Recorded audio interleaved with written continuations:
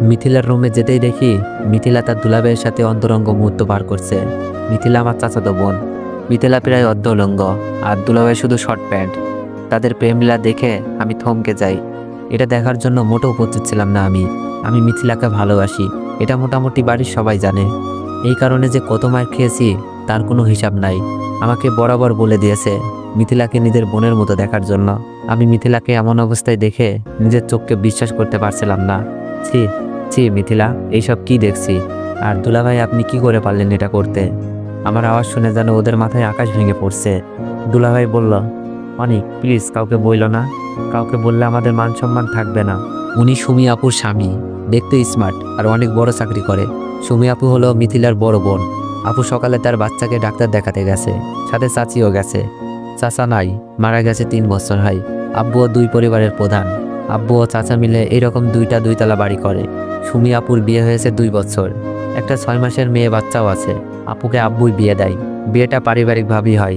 দুলাভাই আমার হীরের টুকরা, বাড়ির সবাই জানে, কিন্তু তার চরিত্র যে এত খারাপ আমি নিজেও ভাবতে পারছি না। আর মিথিলা এটা কীভাবে করলো? মিথিলার মতো ভদ্র মেয়ে 3 গ্রাম খুঁজেও পাওয়া যাবে না। মিথিলার সৌন্দর্য পরিবারের লোকজন ছাড়া বাইরের কেউ দেখে নাই। হাত মোজা, পাও মোজা, বোরকা পরে পর্দার সাথে সবসময় চলাচল করে। কিন্তু আজ সেই মিথিলার একই হাল দেখছি। চুপ করেন আপনি, লজ্জা করে না? আবার কথা বলেন। আর মিথিলা, তুই না পর্দা করিস, কোনো পরপুরুষের সামনে যাস না, এই তোর পর্দার আড়ালের চেহারা? আমার কথা শুনে মিথিলা কিচ্ছু বলছে না, নিজেকে ঢেকে শুধু কেঁদেই যাচ্ছে। তোর জন্য তো পুরো পদ্মাশীল নারীর সম্মান নষ্ট হলো। কি দরকার ছিল পর্দা করার? পতিতা পল্লীতে গেলেই তো পারতিস। এই মিথিলাকে যখন আমি বলতাম, মিথিলা আমি তোকে ভালোবাসি, তোর জন্য সব করতে পারবো, তখন মিথিলা আমার চরিত্র নিয়ে কথা বলতো আর আব্বুকে বলে আমাকে মার খাওয়াইতো। মিথিলা কান্না করতে করতে বলল, অনিক কাউকে বলিস না প্লিজ। মিথিলা, আমি যখন তোকে ভালোবাসি বলতাম, তুই আমার চরিত্র নিয়ে কথা বলতি, আব্বুর কাছে মার খাওয়াইতি। আজ তোর আসল রূপটা দেখুক সবাই। আর দুলা ভাই, আপনাকে আর কি বলবো। আমি রুম থেকে বের হয়ে যাচ্ছিলাম, ওদেরকে যতই বলি রূপ দেখিয়ে দিব, কিন্তু সুমি আপুর সংসারটা কি হবে? আর একটা 6 মাসের মেয়েও আছে তাদের। আর মিথিলা তো আমার চাচাতো বোনও, যাকে আমি ভালোবাসি, তার সম্মান কি করে নষ্ট করি? দুলাভাই মাথা নিচু করে বসে আছে। আমি বললাম, দুলাভাই আপনি এখন এখানে বসে আছেন? আমার কথা শুনে দুলাভাই রুম থেকে বেরিয়ে যায়। আমি বললাম, মিথিলা অন্তত তোর কাছ থেকে এটা আশা করি নাই, কাজটা কিন্তু বেশি ভালো করিস নাই। বলেই যখন রুম থেকে বের হতে যাব, দেখি দরজা আটকানো। মিথিলা চিল্লাতে শুরু করে দিছে, অনিক আমাকে ছেড়ে দে প্লিজ, আমার এত বড় সর্বনাশ করিস না, আমি তোকে ভাইয়ের মতোই ভাবি। অনিক না প্লিজ। মিথিলার কাণ্ডে আমি বাকরুদ্ধ। সেই সুযোগে মিথিলা ভিতর থেকে দরজা আটকিয়ে দিছে। আমি কথা বলতে পারছি না, গলা দিয়ে আওয়াজও বের হচ্ছে না, মনে হচ্ছে হাত পা সব বেঁধে রেখেছে কেউ। অনিক তুই আমার এত বড় সর্বনাশ করিস না প্লিজ, আমি তোর পায়ে পড়ি। মিথিলা তার কাপড় চোপড় ছিঁড়তে লাগলো, প্রায় অনেক অংশ ছিঁড়ে ফেলছে। আমি অনেক কষ্টে মুখ থেকে বের করলাম, মিথিলা কি হচ্ছে এইসব? মিথিলা অনেক জোরে চিল্লাচার বলছে, কেউ বাঁচাও, অনিক প্লিজ ছেড়ে দে, আমি যেখানে ছিলাম সেখানেই দাঁড়িয়ে আছি। মিথিলার এমন কাণ্ডে শরীরের শক্তি হারিয়ে ফেলেছি।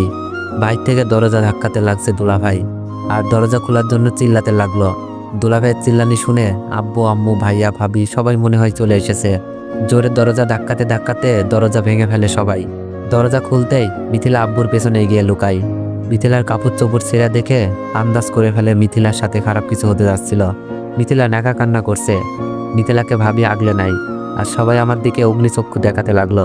আব্বু আমার সামনে এসেই ঠাস ঠাস করে কয়েকটা চর বসিয়ে দেয়। ভাইয়া এসেও অনেকটা চর মেরেছে। আমি কিছু বলতে যাব, সেই সুযোগ নাই, সবকিছু এত দ্রুত হচ্ছিল।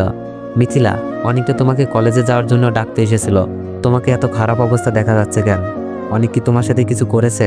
ভাবি হয়তো বিশ্বাস করতে পারছে না আমার মতো ছেলে এমন একটা কাজ করবে। মিথিলা ভাবিকে জড়িয়ে ধরে নেকা কান্না করছে আর বলছে, ভাবি আমি শুয়েছিলাম, অনেক এসে আমাকে একা পেয়ে আগের মতো ভালোবাসার প্রস্তাব দেয়। আমি বড় আব্বুকে জানাবো বলাতেই অনেক আমাকে বলে আমি নাকি অনেক মার খাওয়াইছি, তাই আজ তোমার ইজ্জত কেড়ে নিব। তারপর অনেক আমার সর্বনাশ করতে থাকে। আপনারা না আসলে আজ অনেক আমাকে কি যে করতো। মিথিলার কথা অবিশ্বাস করার কোনো কারণই নাই। আগেই বলেছি 3 গ্রাম খুঁজেও এমন মেয়ে পাওয়া যাবে না। আব্বু মিথিলার কথা শুনে যেন আরও রেগে গেলেন। তুই আমার ছেলে ভাবতেই লজ্জা লাগছে, যে নিজের চাচাতো বোনের সাথে এমন করতে পারে, সে অন্য মেয়েদের কি না করবে। তোর এই বাড়িতে কোনো জায়গা নেই, বের হয়ে যায় বাড়ি থেকে। আব্বুর কথা শুনে চোখ বেয়ে পানি পড়ছে।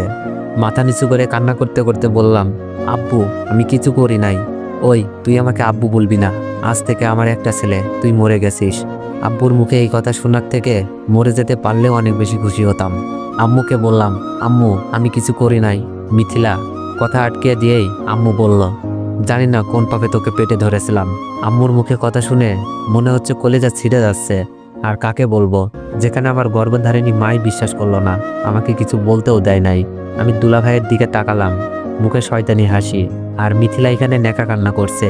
সুমি আপু চলে এসেছে, যার আদরে আমার বড় হওয়া, যে আপুটা আমাকে আপন ভাইয়ের মতো ভালোবাসে, আমাকে এখনো মুখে খাবার তুলে খাওয়ায়, সেই আপুটাও সবকিছু শুনে কান্নায় বুক ভাসাচ্ছে। আজ আমি আপুর চোখও খারাপ হয়ে গেলাম। মিথিলার রুম থেকে বের হয়ে আমার রুমে গিয়ে কাপড় চোপড় গোছাচ্ছি, কারণ এই বাড়িতে আমার জায়গা নেই। আর আমি কোন মুখে থাকবো এখানে, যেখানে সবাই আমাকে দর্শক বলে জানে।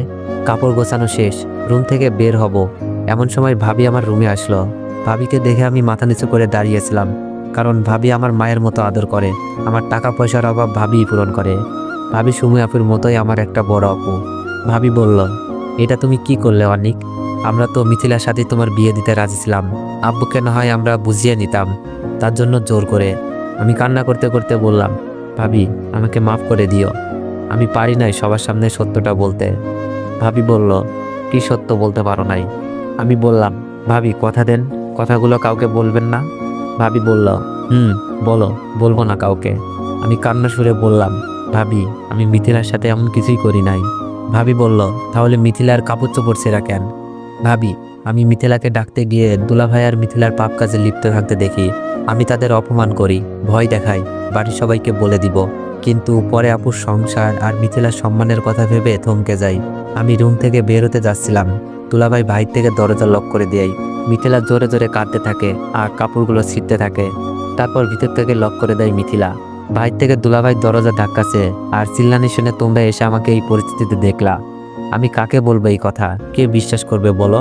এই বলে কেঁদে কেঁদে রুম থেকে বের হতে যাচ্ছি। ভাবির চোখেও পানি, ভাবি বিশ্বাস করলেও নিরুপায়। ভাবি বলল, কি বলছো অনিক? তাদের পাপের বোঝা তোমার উপর চাপিয়ে দিয়েছে? আমি বললাম, ভাবি তুমি কাউকে বলো না প্লিজ, মিথিলার সম্মান আর আপুর সংসার নষ্ট হয়ে যেতে পারে। ভাবি বলল, জানি না অনিক, কে মিথ্যা বলছে আর কে সত্য বলছে। মিথিলা আর সুমিত জামাইয়ের তো এমন কোনো বাজে লক্ষণ দেখিনি। ভাবি তুমি আমাকে বিশ্বাস করছো না?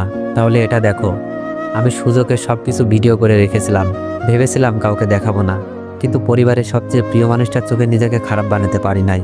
ভাবি মোবাইল নিয়ে যেতে চাই, অনিক এই ভিডিও এখনই আব্বুকে দেখাবো। ভাবি প্লিজ কথা দিয়েছো কাউকে বলবা না। সবার চোখে খারাপ হলেও তোমার চোখে যেন ভালো হয়ে থাকতে পারি, তাই তোমাকে সব বললাম। কথা শেষ করতেই ভাইয়া ভাবিকে বলছে, এই ধর্ষকের সাথে কিসের এত কথা? ভাবির চোখ দিয়ে অনবরত পানি পড়ছে। ভাবি আমার হাতে অনেকগুলো টাকা দিয়ে বলে, টাকার দরকার পড়লে যেন আমাকে জানাই। ভাবির চোখ মুছে আমার রুম থেকে বের হয়, কিন্তু আমার চোখের পানি জোড়ায় না। রুমটার প্রতি মায়া লাগছিল। আব্বুর পায়ে একবার সালাম করতে মন চাচ্ছিল, কিন্তু সেই সাহস আজ আমার নেই। সবাই আমার চলে যাওয়া দেখছে, ভাবি সবার চোখের আড়ালে বারবার চোখ মুছছে। 12টার বাসে রওনা দিলাম ঢাকার উদ্দেশ্যে। সো এভরিওয়ান, তোমরা যদি গল্পটি কন্টিনিউ করাতে চাও তাহলে একটু বেশি বেশি কপি লিঙ্ক করে দিও আর একটু বেশি বেশি কমেন্ট করে দিও। ধন্যবাদ।